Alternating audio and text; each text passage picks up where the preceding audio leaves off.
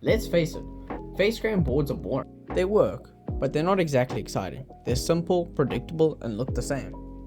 So today we're making one that's actually worth leaving on the counter.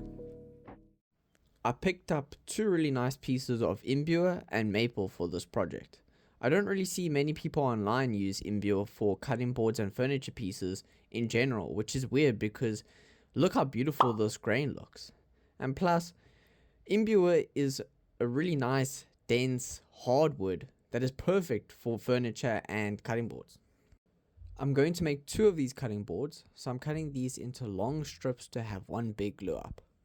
The less steps it takes to make these boards, the more identical they'll look in the end. So I try and simplify it down as much as I can.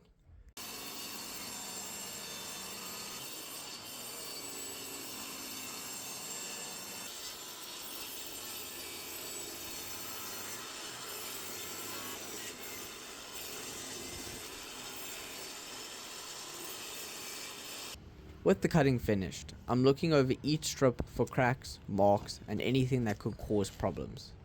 This one has a nasty dent and a crack running along the bottom.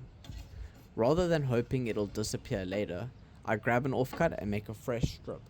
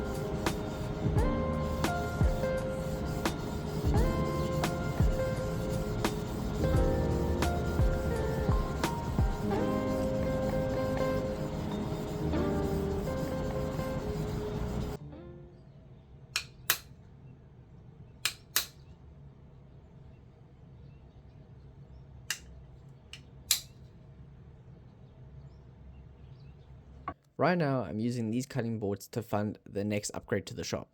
The goal is to buy a trim router, build a router sled, and then make end grain boards. I could try running end grain through my planer, but I'd rather not risk the board cracking or exploding.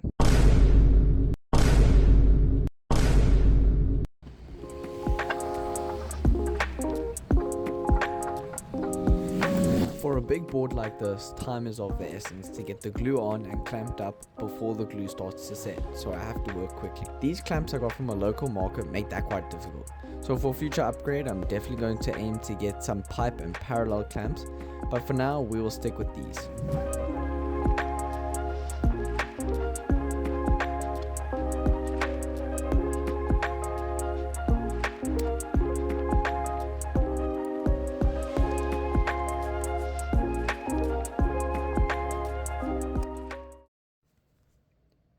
I can finally cut these into two boards of similar sizes. Here's another example of how I'm trying to keep this as simple as possible. I'm using some double-sided tape to stick these together and do the rest of the cuts identical to each other.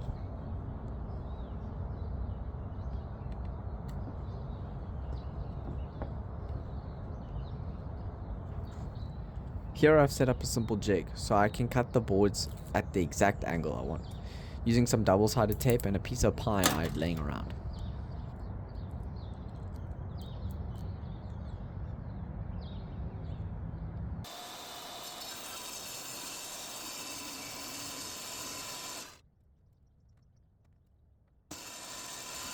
Now, did these cuts turn out surprisingly good? Yes. But was this also kind of sketchy? Also yes. We can finally start to see the vision of these boards, and I'm starting to get really excited to see the finished result. Onto the final glue up. Going into it, I already knew it was going to be a struggle, and they absolutely were, because they kept slipping as I tightened the clamps. I ended up getting frustrated and stuffed the joints with glue and wrapped them up tightly with masking tape. Let me know in the comments what I should have done better.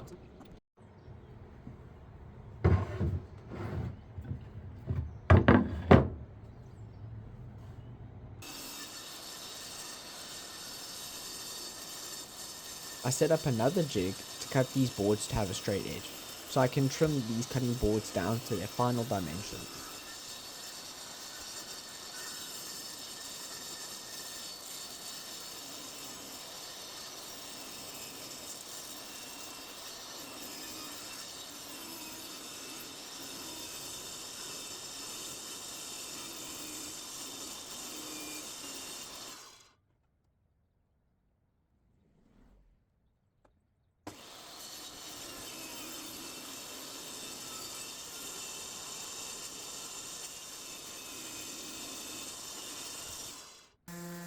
I started 80 grit and used my straight edge to get the boards completely flat.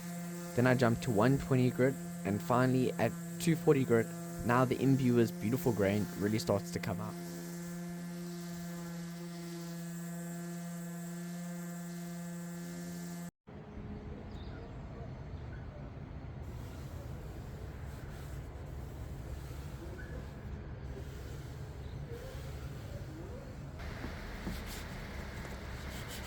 The edges are still pretty sharp, so I'm going to round over the edges and soften the corners. It's one of those small details that most people won't notice, but they'll definitely feel the difference.